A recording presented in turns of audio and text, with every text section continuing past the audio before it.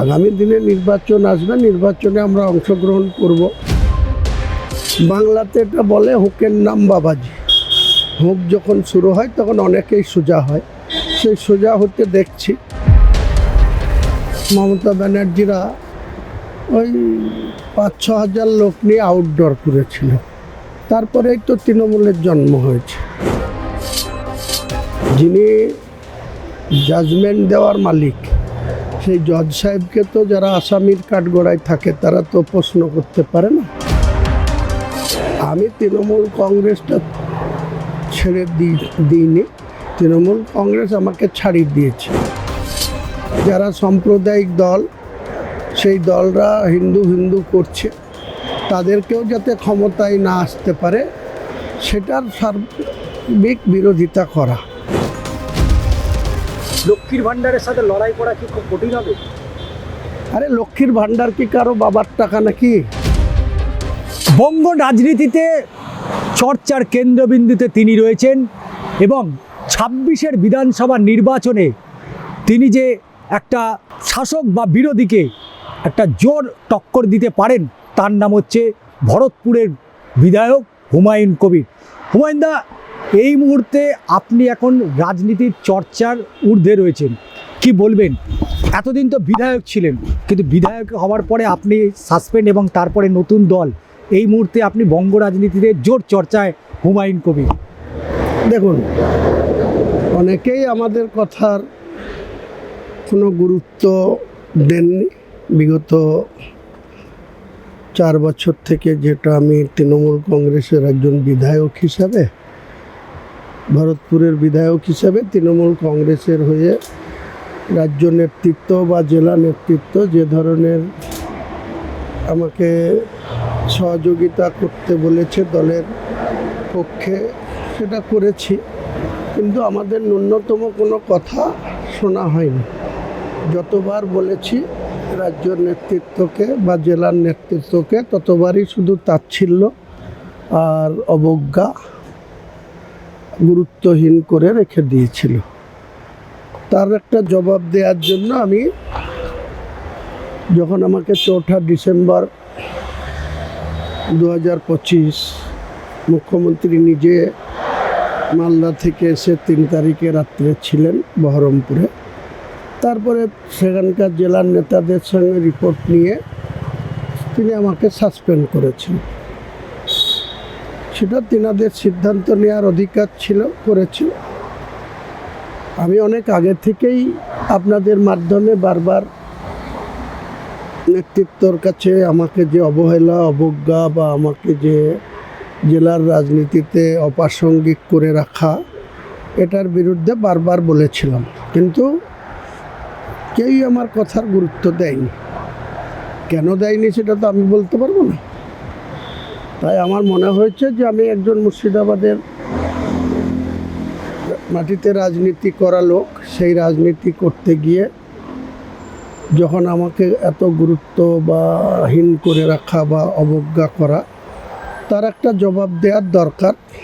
তার জন্য আমি 4 তারিখে যেদিন সাসপেনশন হই, সেদিনকেই বলেছিলাম 22শে ডিসেম্বর আমি এর জবাবটা দেব, শাসক দলকেও দেব, রাজ্যের বিরোধী দলকেও দেব।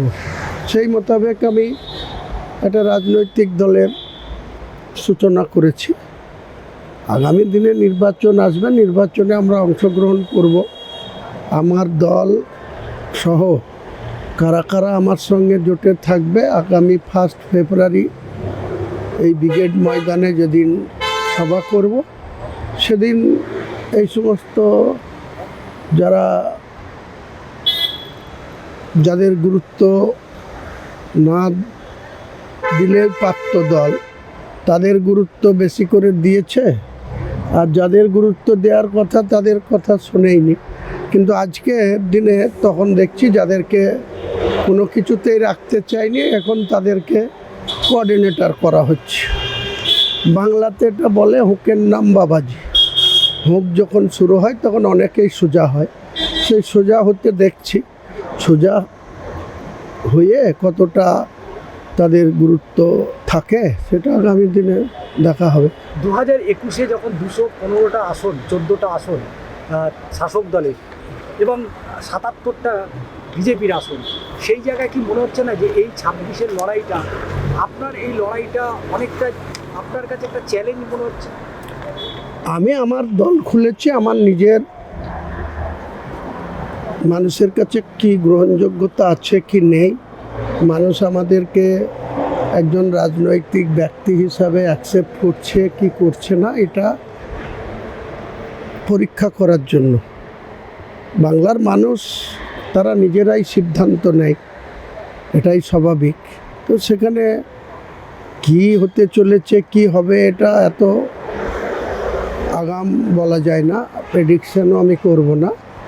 তবে আমার গ্রহণযোগ্যতা আছে বলে আমি নিজে মনে করি, তার প্রমাণও আমি রেখেছি যে বাংলায় এমন কোনো রাজনৈতিক দল নেই যে একটা নতুন দল খুলে 2.5 লক্ষ মানুষের উপস্থিতিতে দলটার ওপেনিং হয়েছে। আপনি দেখান কোন দলটা আছে। কাজেই যে শাসক দল তারাও 1997 সালে ওই মেউ রোডে গান্ধী মন্ত্রীর পদদেশে ছিল, আর এই যে নেতাজি ইন্ডোর স্টেডিয়াম, এখানে আমরা ইনডোরে ছিলাম। তখন তৎকালীন ভারতবর্ষের কংগ্রেসের নেতা ছিলেন সীতারাম কিশোরী সভাপতি, আর সোনিয়া গান্ধীরা রাজ্যের নেতা ছিলেন সোমেন মিত্র। তারা সেদিনকে 9 আগস্ট 1997 আমরা ছিলাম ইনডোরে, আর মমতা ব্যানার্জিরা ওই 5-6 হাজার লোক নিয়ে আউটডোর করেছিল। তারপরেই তো তৃণমূলের জন্ম হয়েছে। তো একসময় 2004 সালে সেই তৃণমূলের একা এমপি মমতা ব্যানার্জি, বাকি কেউ ছিল না। মুর্শিদাবাদ জেলায় 4% ভোট ছিল মমতা ব্যানার্জির 2004 থেকে 2012 অবধি, এই 8 বছর। 11তে ক্ষমতা আসার টাইমেও মাত্র 4% ভোট ছিল মুর্শিদাবাদ জেলায়। তারপরে আমরা ধীরে ধীরে কংগ্রেস ছেড়ে তৃণমূলে এসে ভোট পার্সেন্ট 2013 সালে 24%-এ নিয়ে গেলাম। আবার সেটা 14 সালে নামিয়ে আনলো 14%-এ। আবার আমরা দলে আমাদেরকে অনেক গুরুত্বহীন করলো, সাসপেন্ড করলো, বহিষ্কার করলো। আবার আমরা দলে আসলাম, তখন সেটা 51%, 52% ভোট এবং 20টা এমএলএ।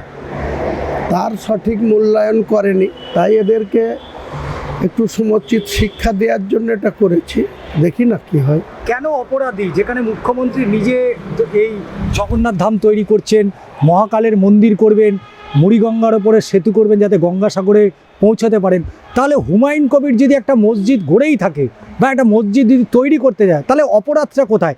কেন আপনাকে অপরাধ ভাবছে? সেটা ওনাদেরকে প্রশ্ন করুন। যিনি জাজমেন্ট দেওয়ার মালিক, সেই জজ সাহেবকে তো যারা আসামির কাঠগড়ায় থাকে তারা তো প্রশ্ন করতে পারে না।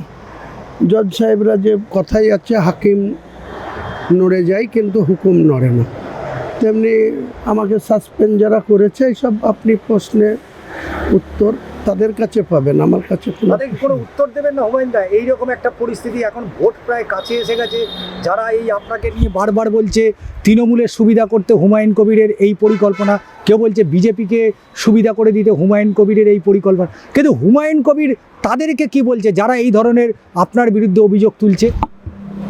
শোনেন, নিন্দুকেরা তাদের মতো করে বলবে, সমালোচনা করবে, বিরোধিতা করবে। আমি তৃণমূল কংগ্রেসটা ছেড়ে দিইনি, তৃণমূল কংগ্রেস আমাকে ছাড়িয়ে দিয়েছে। আমি একটা নতুন রাজনৈতিক দল খুলেছি, সেই দলের লক্ষ্য হচ্ছে বাংলায় একটা স্বচ্ছ ভাবমূর্তির একটা সরকারকে নিয়ে আসা, দুর্নীতিগ্রস্ত সরকারকে আর চতুর্থবারের জন্য ক্ষমতা দখল করতে না দেওয়া, এবং যারা সাম্প্রদায়িক দল, সেই দলরা হিন্দু হিন্দু করছে, তাদেরকেও যাতে ক্ষমতায় না আসতে পারে সেটার সার্বিক বিরোধিতা করা। তারপরে বাংলার মানুষ কি রায় দিবে, যার পক্ষে দিবে সেই আবার সরকারে আসবে। আমার এই বিধানসভায় তো আমরা দেখেছিলাম, আমরা বহুবার দেখেছি যে শুভেন্দু অধিকারী তিনি যেভাবে বলেছিলেন যে আমরা ক্ষমতা আসলে চ্যাংদোলা করে বিধানসভার বাইরে বার করে দেবো। আজকে সেই শুভেন্দু অধিকারীরা তাদের বক্তব্যে বারবার কিন্তু আপনাকেই সেই বিতর্কে কেন্দ্রবিন্দুতে রাখছেন এবং শুভেন্দু অধিকারী তিনি বারবার বলছেন যে এবারে ক্ষমতায় বিজেপি আসতে চলেছে। শুভেন্দু অধিকারীর সাথে তো আপনাকে বহুবার দেখেছি, বিভিন্ন সময় আপনি রাজনৈতিকভাবে তাকে জবাব দিয়েছেন। আজকে শুভেন্দু অধিকারীকে কি জবাব দেবেন? দেখুন, শুভেন্দু অধিকারী সেই সময় যেটা বলেছিলেন, ওনার বক্তব্য হচ্ছে আমি তৃণমূল কংগ্রেসের বিধায়কদের বলেছিলাম, যেহেতু হুমায়ুন কবির আজকের দিনে আর তৃণমূলে নেই, কাজেই ওই কথার আর প্রাসঙ্গিকতা নেই। এইবার সেখান থেকে তিনি সরে এসছেন, আমিও তিনার ব্যক্তিগত বিরোধিতায় যাচ্ছি না। রাজনৈতিকভাবে তিনি যে দল করেন, যে দলের হয়ে লড়বেন, তার বিরোধিতা আমি করব। আর শাসক দল যেহেতু আমাকে মানুষের কাছে আমার গ্রহণযোগ্যতা নেই মনে করেছে, সেটা তাদেরকেও একটু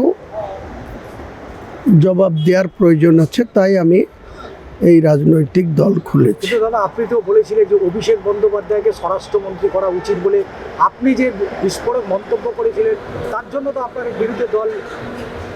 আরে, মমতা ব্যানার্জি কাউকে ক্ষমতা ছাড়তে চায় না।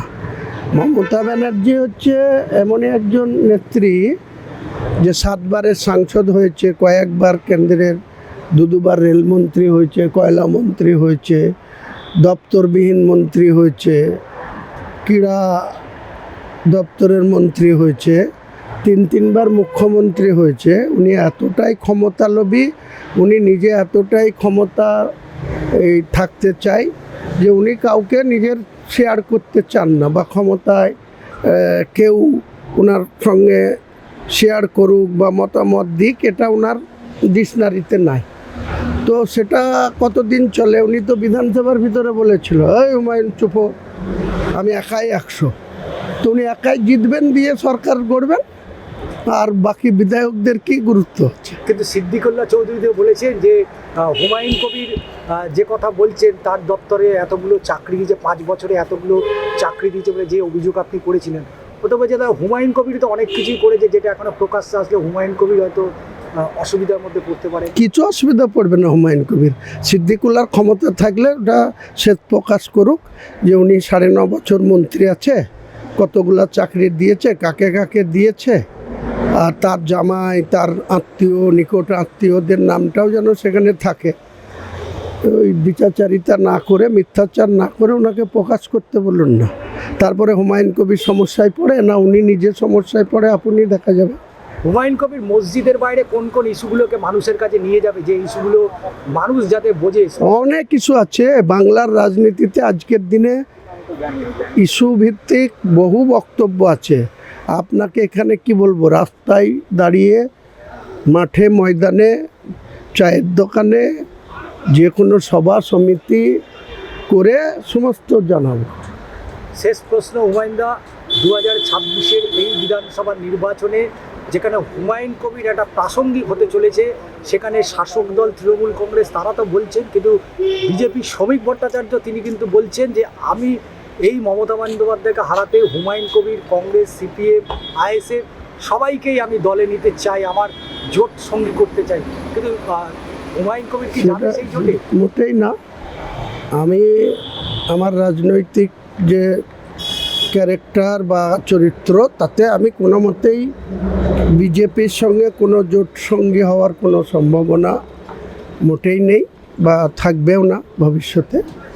আমার একটাই লক্ষ্য, বাংলার মাটিতে একটা ধর্মনিরপেক্ষ দেশের একটা রাজ্য, সেই রাজ্যে একটা স্বচ্ছ ভাবমূর্তির নির্বাচিত সরকার হোক। সেই সরকার সবার বাংলার 11.5 কোটি মানুষের জন্য কাজ করবে, উন্নয়ন করবে, চাকরি বিক্রি করবে না, কারোর সাথে দুর্নীতিতে ডুবে যাবে না, কারোর সঙ্গে তোলাবাজি করবে না, কারোর সঙ্গে মিথ্যাচার করবে না, কারোর সঙ্গে মন্দির মসজিদের রাজনীতি করবে না।